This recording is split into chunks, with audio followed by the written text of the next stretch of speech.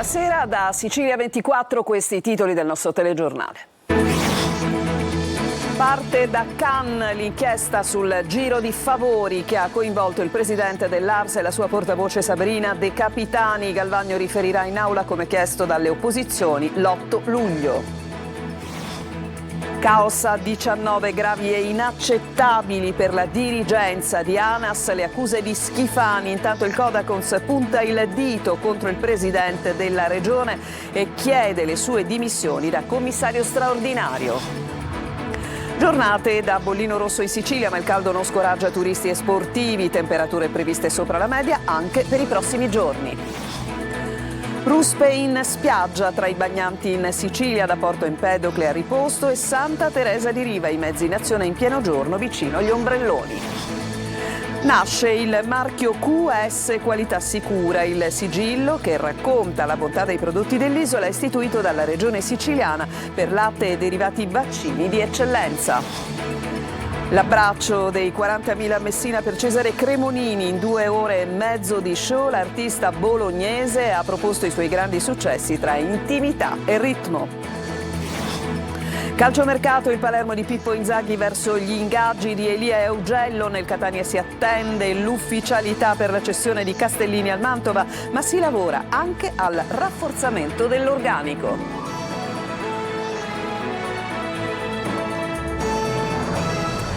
Ben trovati, l'inchiesta sui contributi che coinvolge il presidente dell'ARS Gaetano Galvagno svela un meccanismo di favori che parte da un altro caso che fece scandalo, quello di Cannes. Sentiamo Luca Ciliberti. Il presidente dell'ARS riferirà all'Assemblea l'8 luglio su pressione di numerosi esponenti, soprattutto dell'opposizione, che chiedono di salvaguardare il Parlamento siciliano dall'inchiesta che ha coinvolto lo stesso Galvagno. Nelle carte anticipate da Repubbliche svelate dalla Sicilia ci sono consulenze, contributi e relazioni che ruotano attorno allo stesso Gaetano Galvagno e al suo staff e pagate, secondo l'accusa, con i fondi a disposizione del presidente dell'Assemblea e di quelli inseriti nella legge finanziaria votata dal Parlamento siciliano. Galvagno, ed è questa l'ipotesi accusatoria, avrebbe agevolato alcuni imprenditori in cambio di utilità. Un ruolo chiave nell'inchiesta è quello della sua portavoce Sabrina De Capitani, braccio operativo del presidente che ambiva a controllare la Fondazione Federico II. Ed è proprio intercettando le sue conversazioni che i PM della Procura di Palermo hanno scoperchiato un vaso di Pandora. Accanto alla De Capitani, indagata, sembra avere un ruolo importante anche Marcella Cannariato, moglie dell'imprenditore Tommaso Dragotto, vicepresidente dell'associazione organizzatrice di numerosi eventi benefici finanziati con migliaia di euro di fondi pubblici. Anche lei è tra gli indagati. L'inchiesta vede coinvolte 9 persone in tutto, ipotizza reati di corruzione e peculato. A quanto pare le indagini sono partite dallo scandalo su Cannes, quando l'assessorato regionale al turismo stanziò quasi 4 milioni di euro per una mostra fotografica Sicily Woman and Cinema organizzata dalla società lussemburghese Absolute Blue. Per questa stessa società lavorava Sabrina De Capitani come responsabile dei clienti più importanti. Poco dopo però De Capitani divenne la portavoce del presidente Galvagno. Nelle carte dei magistrati c'è un importante omissis, un certo uomo 6 che avrebbe raccomandato un'altra delle indagate per aver ricevuto 2 incarichi. Galvagno, che già all'inizio di gennaio aveva chiesto di essere sentito dai magistrati, è stato interrogato 20 giorni fa rigettando ogni addebito, mentre la sua portavoce Sabrina De Capitani si è avvalsa della facoltà di non rispondere. Ma l'inchiesta, dopo gli interrogatori di queste settimane, sembra già destinata ad allargarsi. E adesso ci occupiamo ancora del caos sulla A19. Oggi è stata un'altra domenica di grande traffico su questa autostrada e questo momento particolare ha scatenato un incrocio di polemiche e di attacchi. Inizialmente uno scambio di accuse tra il presidente della regione Schifani e l'ANAS. Schifani aveva chiesto la testa del vertice di ANAS. Oggi l'ANAS risponde al presidente della regione. E poi ci si mette anche il Codacons che punta il dito contro Schifani e chiede le sue dimissioni da commissario straordinario. Il servizio. È ormai scontro aperto tra il governatore siciliano Renato Schifani e i vertici di ANAS e ancora l'A19 e i cantieri che rallentano la circolazione sia verso il capoluogo che su Catania ad accendere le due parti. Ieri Schifani aveva chiesto, tramite un comunicato, la rimozione dei vertici regionali dell'azienda nazionale autonoma delle strade statali. Da poco è invece arrivata la replica di ANAS. Tali dichiarazioni, si legge in una nota, come riportate dalla stampa, sono gravi e inaccettabili in quanto ledono l'immagine di ANAS, la professionalità professionalità della sua dirigenza e l'impegno di tutto il personale coinvolto nell'ampio programma di interventi di ammodernamento del sistema infrastrutturale stradale della Sicilia, già avviato e in corso di realizzazione. Botta e risposta. A puntare il dito contro Renato Schifani c'è anche il Codacons, che ha chiesto le dimissioni del governatore. La gestione del presidente commissario è ritenuta dal Codacons inadeguata a garantire risposte concrete e tempestive. È intollerabile che un'arteria fondamentale per la mobilità siciliana versi ancora in condizioni disastrose. E la situazione anche oggi è quella da bollino rosso per le tante famiglie in cammino sulla Palermo-Catania. Oltre 3 chilometri di coda nel tratto tra Bagheria e Casteldaccia, dove sono allestiti i cantieri. Le temperature elevate non fanno altro che appesantire ancora di più il rientro di tantissime famiglie. ANAS ha consigliato di valutare fasce orarie alternative e partenze scaglionate per il rientro dalle località balneari. Il grande caldo in Sicilia, abbiamo delle città con bollino inesorabilmente rosso e così sembra sarà anche per i prossimi giorni, ma tutto questo non scoraggia i turisti ma anche gli sportivi che amano comunque fare attività all'aria aperta. Adelaide Barbagallo. Il solleone, le temperature roventi, l'allerta della protezione civile con Catania e Palermo da bollino rosso non scoraggiano turisti e siciliani. Sul lungomare della città dell'Elefante gli staccanovisti del fitness. Vado a mare ora, però sono uscito dalla palestra, quindi ho fatto un po' di tutto. È estate, si esce, no? Si va a mare, io adesso sto andando a mare, anche con la bici. Quindi mobilità sostenibile, non inquiniamo e ci si diverte allo stesso tempo, ci si rilassa.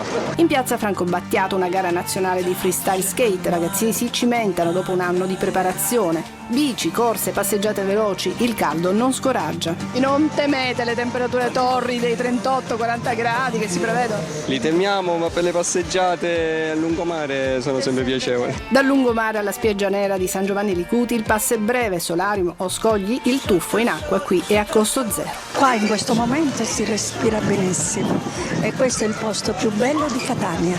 Per rinfrescarsi una granita rigorosamente classica.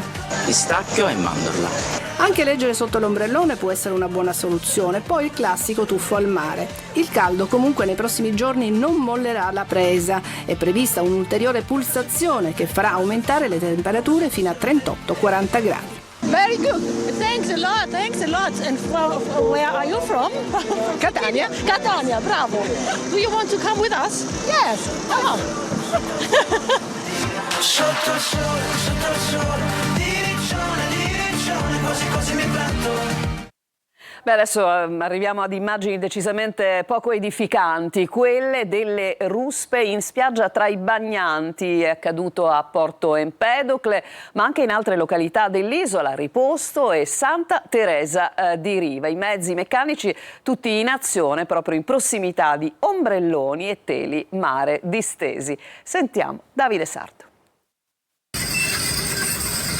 Ruspe in azione tra gli ombrelloni e i bagnanti sotto il sole. È quanto accaduto a Porto Empedocle, sulla spiaggia del Caos, dove in pieno giorno mezzi meccanici hanno operato sulla sabbia a pochi passi da chi era in costume. A segnare l'accaduto è la situazione ambientalista Maria Amico, che denuncia un intervento anomalo e potenzialmente pericoloso. Nel video diffuso si vedono una ruspa e alcuni operai intenti a posare una condotta, probabilmente per il ripascimento dell'arenile. Ma a far discutere è soprattutto il momento scelto per i lavori. Secondo Maria Amico, l'intervento è avvenuto in pieno periodo di balneazione, senza alcuna delimitazione dell'area o misure di sicurezza per i presenti. E casi simili si registrano anche altrove. A Riposto, nella spiaggetta dei Pompieri, è polemica per un intervento analogo. A documentarlo è un video pubblicato dalla consigliera di minoranza Mariella Di Guardo, che mostra mezzi all'opera tra i bagnanti. I lavori, seppur autorizzati, secondo la consigliera, si sarebbero dovuti svolgere con l'area interdetta e sgombra. Il filmato è stato consegnato ai carabinieri, che sono intervenuti per accertamenti disponendo lo sgombero della spiaggia. Scene simili anche a Santa Teresa di Riva, dove una ruspa ha attraversato l'arenile manovrando tra lettini e ombrelloni. Alcuni presenti hanno segnalato l'episodio, denunciando la mancanza di sicurezza.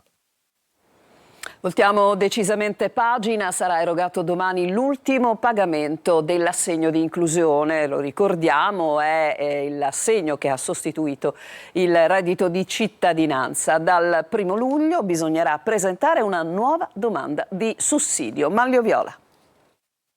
Stop all'assegno di inclusione, il cosiddetto ADI, ovvero la misura che ha sostituito per una platea comunque meno vasta il soppresso reddito di cittadinanza. Domani l'INPS pagherà l'ultima delle 18 mensilità previste per legge. Naturalmente lo stop riguarda coloro i quali percepiscono l'ADI da gennaio 2024. Si tratta in Sicilia della più ampia platea di percettori. Lo stop però non è definitivo, la legge prevede la possibilità di rinnovare la misura per ulteriori 12 mesi e senza il mese di stop previsto in precedenza dal reddito di cittadinanza. Dopo l'ultimo pagamento nella giornata di domani, dal 1° luglio aprono i termini per presentare le domande di rinnovo. L'INPS invierà un SMS ai beneficiari che raggiungono il termine dei 18 mesi con le indicazioni per presentare la nuova domanda. La procedura per il rinnovo è più semplice rispetto a quella iniziale di attivazione. I nuclei familiari rimasti invariati nella loro composizione non dovranno iscriversi nuovamente alla piattaforma dedicata del Ministero del Lavoro né sottoscrivere un nuovo patto di attivazione. Il modello di domanda è rimasto invariato e potrà essere presentato da qualsiasi componente maggiorenne del nucleo familiare. In caso di variazioni dello stesso nucleo, invece, bisognerà rifare le procedure iniziali per intero. Come è avvenuto 1 anno e mezzo fa, sono attese code ai CAF, agli sportelli INPS, negli uffici comunali dei servizi sociali e a tutti gli uffici abilitati per aiutare i percettori che non riescano a completare le procedure autonomamente online. La Regione garantisce il latte vaccino siciliano e lo fa attraverso il marchio di qualità sicura che valorizza le eccellenze del territorio. Ci dice tutto Veronica Barbarino. È come un sigillo che racconta la Sicilia migliore, quella che dell'attenzione per il benessere animale, della trasparenza nei processi produttivi e della sostenibilità economica e ambientale ha fatto la sua bandiera. La Regione siciliana ha istituito per latte e derivati vaccini di eccellenza un disciplinare tecnico con regole chiare e criteri misurabili, contrassegnato dal marchio QS, qualità sicura. Si tratta di un'etichetta che certifica un latte vaccino 100% siciliano, tracciato, verificato e garantito dal pascolo alla tavola. Tra le regole base da seguire, ad esempio, il benessere animale, con una gestione igienico-sanitario rigorosa e almeno il 50% dell'alimentazione delle bovine costituito da foraggi coltivati in Sicilia. Noi pensiamo di dare valore a tutta la filiera partendo dal produttore, quindi dare più reddito al produttore con un premio sulla qualità del prodotto e cercare di migliorare tutta la filiera per dare un posizionamento e quindi un valore aggiuntivo al prodotto finale. L'obiettivo è anche quello di conquistare spazio sul mercato delle vendite dei prodotti lattiero-caseari attraverso una filiera differenziata, appunto, e certificata con il marchio Qualità Sicilia. L'iniziativa già copre circa 15 milioni di litri di latte siciliano e vede coinvolte 12 aziende agricole e 4 caseifici, esempio di come l'isola crea sistema, producendo in modo etico. A Gibellina il Photo Road Festival, nato per raccontare il paesaggio e l'architettura tra passato, presente e futuro. Orazio Longo. È l'unico festival italiano e uno dei pochi al mondo di fotografia e arti visive open air all'aria aperta. Il Gibellina Photo Road, giunto alla 5ª edizione, promosso dal comune di Gibellina e dalla fondazione Orestiadi. Il paesaggio come immagine, come opera d'arte, spiega Bruno Corà. Ma la fotografia nello spazio pubblico ci dà una nuova, ulteriore lettura dello spazio pubblico, ci dà una nuova informazione, ma anche nuovi dati che riguardano la nostra percezione. L'arte che arriva nelle piazze e nelle strade coinvolgendo appassionati e semplici cittadini, spiega Arianna Catania. Il tema di quest'anno è senza tempo, un tempo non lineare, il tempo della creatività e della fotografia che rilegge e che mescola presente, passato e futuro in chiave contemporanea. Architettura e paesaggio, un incontro che pone tante domande. L'architettura cerca di armonizzare questa esigenza della modernità con la memoria del luogo, con il rischio di una nuova perdita. Il festival si concluderà il prossimo 20 agosto. Adesso ci fermiamo, c'è una pausa e ritorneremo con 2 grandi personaggi della musica, Nick the Nightfly e poi Cesare Cremonini. A tra poco.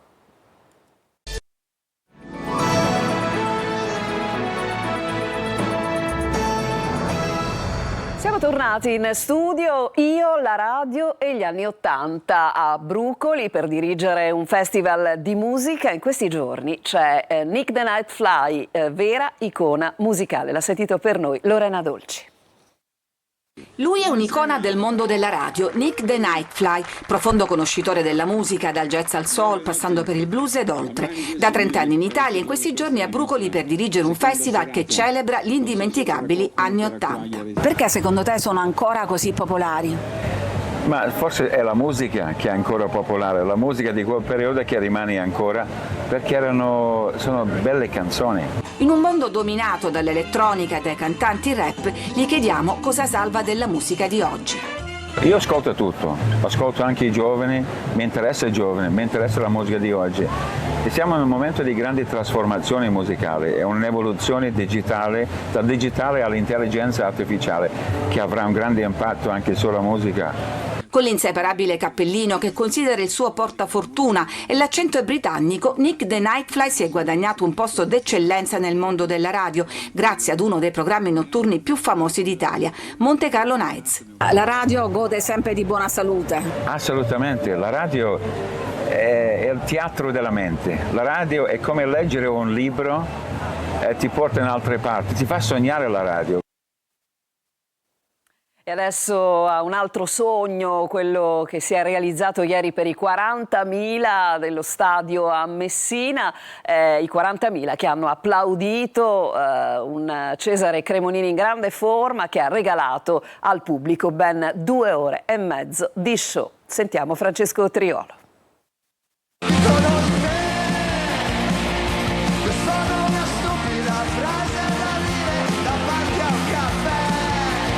Da Capo d'Orlando, il primo live nel 2000 a Messina, un viaggio lungo 25 anni, quello di Cesare Cremonini attraverso le sue diverse anime, da quella rock a quella passionale, l'amore come filo conduttore dai vecchi successi ai nuovi. Ieri sera davanti ai 40.000 che hanno riempito Stadio Franco Scoglio, il cantautore bolognese ha spogliato la sua anima tra paillette e giochi d'artificio, scintillì.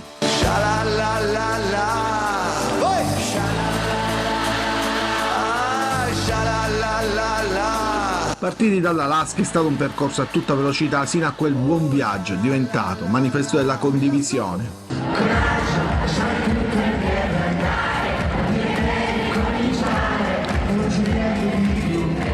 Quindi la parte più introspettiva, al piano, vicino al pubblico. Capirai che il cielo è bello perché in fondo fa da tetto a un mondo pieno di paure e lacrime e piangerai,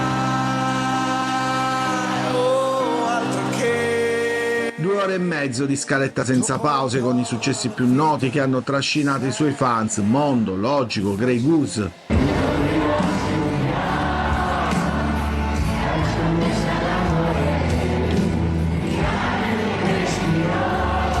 Il finale da brividi, prima 50 special, l'inno di una generazione, poi marmellata, poetica, nessuno vuole essere Robin, un giorno migliore per il saluto alla Sicilia.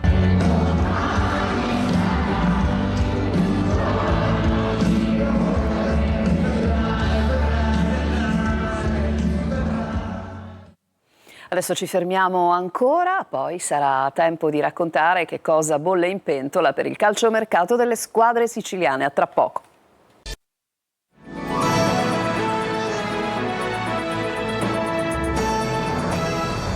Subito il calciomercato con quello che accade al nuovo Palermo di Inzaghi. Sentiamo. Dall'ufficialità dell'ingaggio di Pippo Inzaghi al bagno di folla per la presentazione del neo allenatore rosanero e infine lo svelamento delle nuove maglie davanti ai 50.000 del Foro Italico in occasione del concertone. Per il Palermo si conclude una settimana decisamente positiva che ha sancito la pace con i propri tifosi dopo le polemiche della scorsa stagione. Si riparte e da domani il direttore sportivo Carlo Osti tornerà al lavoro per definire diverse trattative in entrata già in fase avanzata. Innanzitutto Salvatore Elia dallo Spezia, il laterale laterale ha detto sì ai rosanero. L'offerta del Palermo ammonta 1,2 milioni, mentre i liguri ne richiedono 1,5 più bonus. Tale differenza potrebbe essere colmata all'inizio della settimana, quando Elia incontrerà i dirigenti dello Spezia per ribadire la sua volontà di trasferirsi a Palermo. Nei prossimi giorni è attesa anche la conclusione positiva per Augello e Palumbo. Per il primo svincolato, l'accordo dovrebbe concretizzarsi rapidamente con un contratto biennale e opzione per il terzo anno. L'arrivo del fantasista proveniente dal Modena dovrebbe invece definirsi nei primi giorni dopo l'apertura del mercato. Anche in questo caso le parti sono sostanzialmente d'accordo su tutti gli aspetti, con un trasferimento previsto intorno a 1,5 milioni di euro più il cartellino di Saric valutato circa 1 milione. Nodo portiere per Audero, trattativa in salita, il Palermo sta comunque monitorando Klinsmann del Cesena, in uscita Di Mariano, su di lui Bari e Pescara. E adesso con Francesco Triolo per fare il punto sulle squadre di Serie C. È il momento di stringere. Il dialogo tra il direttore sportivo Ivano Pastore e l'allenatore Mimmo Toscano si fa sempre più intenso e l'obiettivo è quello di arrivare ad avere entro il ritiro di Norcia una rosa quanto più definitiva possibile, soprattutto un organico il più possibile alleggerito dal peso degli esuberi. In uscita ci sono diversi giocatori, Marsura, Costantino, Peralta, D'André, Popovic ad esempio, ma anche Gega, Luperini, De Rosa e Montalto. Poi c'è da verificare la posizione di Cianci, per il quale ancora non risulterebbe il riscatto da parte della Ternana, quindi il nodo Cicerelli, non riscattato dagli umbri e che alla fine potrebbe anche rimanere. Quasi definita invece la cessione di Castellini al Mantova in Serie B, per lui formula con obbligo di riscatto al verificarsi di determinate condizioni. In entrata il nome caldo sul mercato è quello del giovane difensore del Cesena Simone Pieraccini. Il Catania ha tentato di portare il rossazzurro già a gennaio, adesso ci riprova, conferme arrivano anche dall'Emilia, si lavora per una cessione in prestito del difensore. A Siracusa, definita la prosecuzione con il tecnico Marco Turati, si attende adesso il rientro in città del presidente Alessandro Ricci per dare seguito ai colloqui sulla programmazione tra l'allenatore e il DG Guglielmino. Da ufficializzare anche il nome del nuovo direttore sportivo con Antonello Lanerin Pol. Sul fronte giocatori, probabile una rivoluzione. A Trapani il presidente Antonini ha chiuso un altro acquisto, si tratta di Franco Vasquez, attaccante argentino nell'ultima stagione al Monopoli. L'annuncio ufficiale dovrebbe arrivare nei prossimi giorni. La punta ha già giocato in Sicilia, a Troina e Siracusa. E per questa edizione di Sicilia 24 è tutto. A tutti voi grazie per l'attenzione e ancora buona serata.